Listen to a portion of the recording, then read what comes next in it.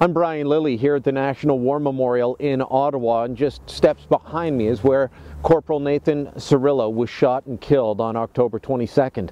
I was here that day 4.5 months ago. It was in fact walking down here that I found out that a soldier had indeed been shot.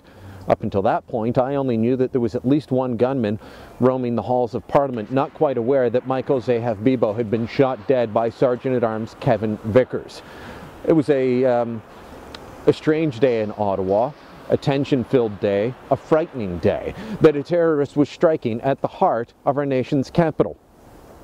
But while I saw what happened on October 22nd as an act of terrorism, while you saw it as an act of terrorism, there remains debate among the chattering classes as to whether it actually was. On Friday, we'll get another piece of the puzzle as the RCMP will play for members of Parliament the manifesto video recorded by Zehaf-Bibeau just steps from here before he got out of his car to shoot Corporal Cirillo. A video that apparently does tie his actions to his belief in jihad. But some aren't willing to accept that. They want to find another way to say that this was anything but terrorism. And Prime Minister Stephen Harper was asked about the video on Wednesday. He admitted he hadn't seen it, but that doesn't change his view. That I have not seen the video, but I think Canadians are well aware, not just because of the October 22nd attacks, but because of what they can see around the world, that unfortunately the threat of terrorism, violent jihadism is very real.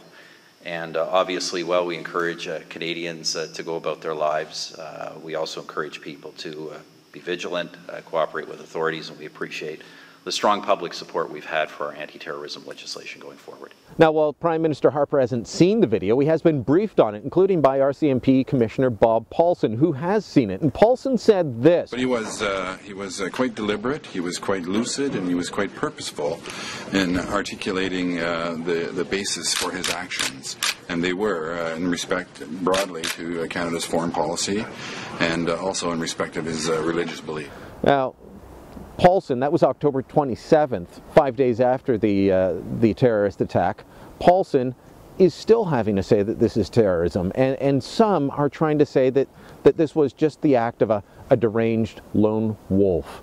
There's an attempt to portray Michael Zehaf-Bibeau as someone who had a history of drug problems. That's true. Does that change the fact that he also had converted to a radical form of Islam, that he was acting out on his jihadi beliefs? No. No, it doesn't. In fact, this is a man that held down a job in the oil sands for months to be able to save up the money to carry out his mission.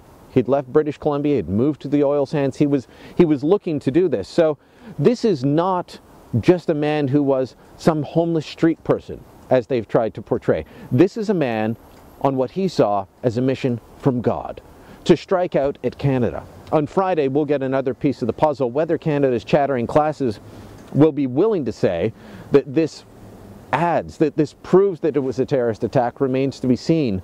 Some of them apparently don't have eyes to see or ears to hear.